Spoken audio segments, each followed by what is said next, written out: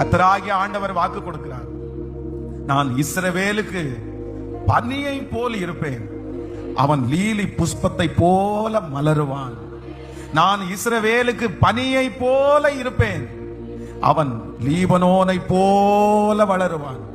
நான் விசுவாசிக்கிறேன், ஆண்டவர் இன்று கர்த்தர் வாக்கு கொடுக்கிறார், நான் உனக்கு பனியை போல இருப்பேன், நீ லீபனோனை போல வளருவாய், நீ லீபனோனை போல வளருவாய். காட்டிலே அநேக செடி கொடிகள் உண்டு, ஆனால் இந்த லீபனோன் மட்டும் ரொம்ப வித்தியாசமானது. இந்த லீபனோன் அநேக தூரத்தில் இருக்கிறவர்களுக்கு கூட வாசனை கொடுக்கிற ஒரு திரவியமாய் மாறும். நான் விசுவாசிக்கிறேன், வெகு சீக்கிரத்தில் ஆண்டவர் உங்களை சாட்சியாய் கத்த நிறுத்துவார். உங்க சொந்தங்களுக்கு முன்னாடி சாட்சியாய் நிறுத்துவார்.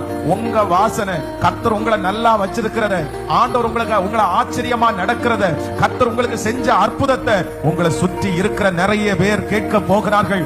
உங்கள் வாசனை அநேகருக்கு கடந்து போக போகிறது. கர்த்தர் லீபனோனை போல, லீபனோனை போல.